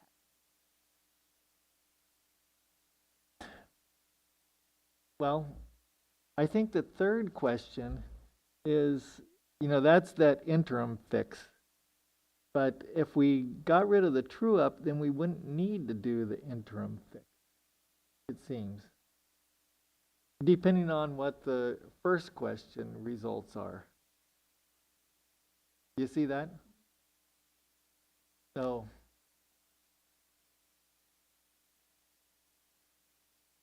you're saying if the board voted to remove the true-up, then there may not need to be a reduction by 50%. Right.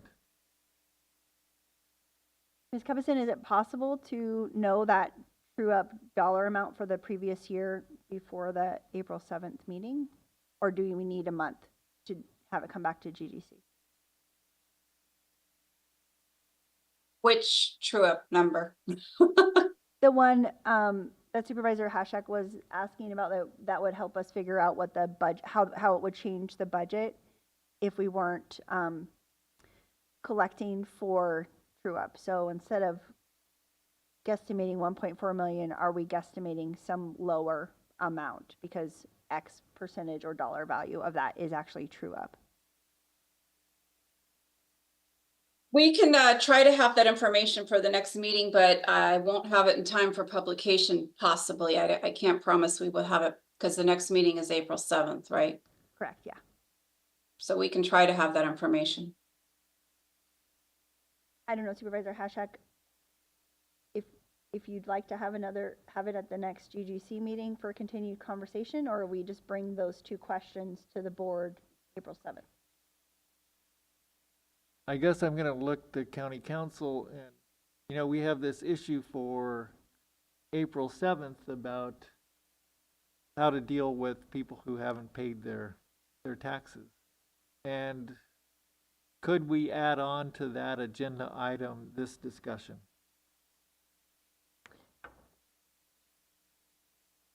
So through the chair, I think you're going to have a hard time getting that. You have one item coming before the board already. I think you're going to have a hard time in this time frame to get the other piece. What you might want to do is through your sort of reports out to the board, maybe talk about this other piece, and maybe you want to have an ad hoc appointed for that particular piece. That could not be these 2 members here, but one of you could sit on the ad hoc. Just a suggestion. I think that the conversation is going to be related. People are not paying their taxes and they have penalties and late fees. It's related to the amount that they're paying based on the ballot measure that required the true-up. So I guess my concern is we'll have that conversation, but it won't make a lot of sense because we don't have an answer for this question and what the path moving forward. If I have penalties and interest and whatever the board comes up with on April 7th, am I going to bother to get those caught up to stay licensed if I don't know if I have a 50% or a 0 reduction for next year? For me, they're just so related to what the decision making is going to be, or what the feedback is going to be from the. And if I could, through the chair, what I would suggest is the chair work directly with Mr. Dunnicliff in terms of what we can bring forward. I also believe that April 7th is fairly packed at this point, so you could bring a sort of a general item and have 2 different action items under those. That would be one way to handle it, but we can certainly work with you on that to see if that can happen. Mr. Dunnicliff? If I may, I've confirmed with clerk of the board staff that there is some time on April 21st as well. And because the two items are similar but not directly related, right, the collection of delinquent taxes versus what we're going to do for taxes in the future, I would encourage giving a little bit more time so that we have a better item and a better discussion when this goes to the board if you decide to make a recommendation and refer it back. Well, I guess so. If we're going to wait until April 21st, we might as well wait until until April 22nd, and then have a conversation with the full board in May. Wait a month and take it back to GGC, and then go to the board and hold a placeholder for the first meeting in May. I think that's a better way of doing it, just so that we do have our ducks in a row, that we have the information that the board is going to want, and that we do separate it from this discussion on April 7th. I think that they are two separate discussions, and this one's going to need probably some, make sure that we have everything, planned out and the information we need. Okay. So this will come back to the next GGC meeting. And I want to be clear about the questions because I only had the 3 questions, and I don't want to have Ms. Cubison and her team or the Cannabis Division going down a rabbit hole of researching information that we don't need. So for the next meeting, we're wondering what the percentage of the tax is that's paid through the true-up. And from County Council, can the board remove the true-up without going to the voters? And any other clarification? Yeah, and the best way to ensure that the taxes are being collected, is it through the CDFA, or what it would be that mechanism? Is there something beyond just the self-reporting? If there were no true-up. Right.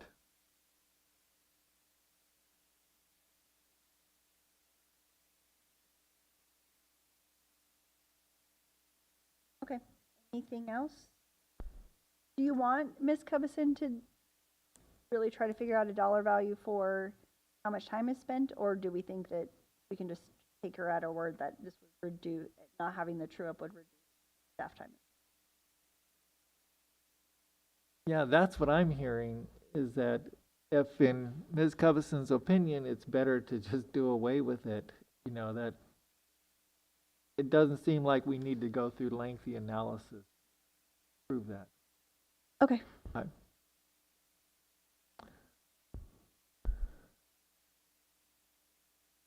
Okay.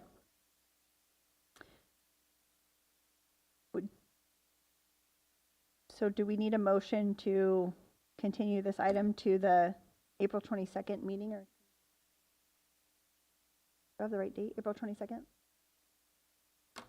General government? Yeah. April 22nd general government meeting.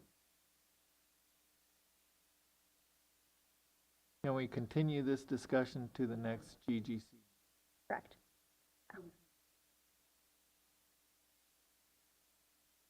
Okay. You can, yes, you can. We're going to do that. It's just an agenda item, so yes, you can do it that way if you want to give notice to the public, so. Okay, thank you. Thank you, everybody, for coming today and participating in the conversation, bringing your feedback and your questions. Hopefully, when the agenda gets published for the next GGC, we'll be able to have better next steps laid out. With that, we can move on to item R2, approval of the minutes from the October 22nd regular meeting. I'll move approval. And I'll second. Roll call, please. Through the chair, if I may, I do believe we need to take public comment. Oh, is there any public comment on the meeting minutes from October 22nd? Thank you. Seeing none. For the record, seeing none online. Member Hashak? Aye. Chair Mulhern? Yes. The motion carries unanimously. We have no other business, and for some reason, it's listed public expression again. So is there any member of the public that wishes to comment on something that's not on the agenda?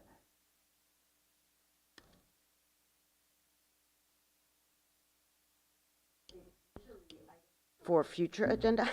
I don't know. Anyway, one issue that I'd love to see calendared, and again, this is not just about cannabis, but it's certainly relevant to cannabis. It's across every corner of the county and every citizen that is involved with planning and building permits, and that is whether or not a analysis of demolition permits being required for removal of structures, individual demo permits versus one demo permit for all of the structures. Of course, there's the issue of whether under certain circumstances, a demo permit is even needed, and I'm not sure whether that's a state law thing or not. I haven't looked at it. That's one issue. So in cases where there's a structure that for whatever reason had a building permit, and if it's not hazardous to remove it or there aren't other factors, is a demo permit really needed? And then two, if a demo permit is needed in a particular instance, can the one demo permit be issued for a variety of demolitions, removal of the same type of structure? And the reason why this is relevant, and I'm going to refer to cannabis-specific issues, but again, I believe it applies across the board to non-cannabis properties as well. Removal of, let's say, a simple hoop house, which is a PVC, requires a demo permit. It costs a lot of money to get a demo permit, and there have been interpretations where separate demo permits are required for each hoop house removed. And so it's just one of those things, again, applicable to non-cannabis as well, that it's, if you're trying to encourage people to do the right thing and go through the right process, let's make the process sensible and affordable. Thank you. Thank you. It looks like the Director of Planning and Building might be able to respond to this so that it's not a future agenda item. I'm not sure. Yes, thank you very much. Julia Krog, Planning and Building Services Director. The department actually adopted a policy in June of 2024 that allows for multiple structures to be demolished under one demo permit. They just have to be the structures within 50 feet of one another. So, thank you. Okay, I'm not seeing any additional comments in the room or any hands raised online. So with that, we can adjourn this meeting of the General Government Committee. Thank you.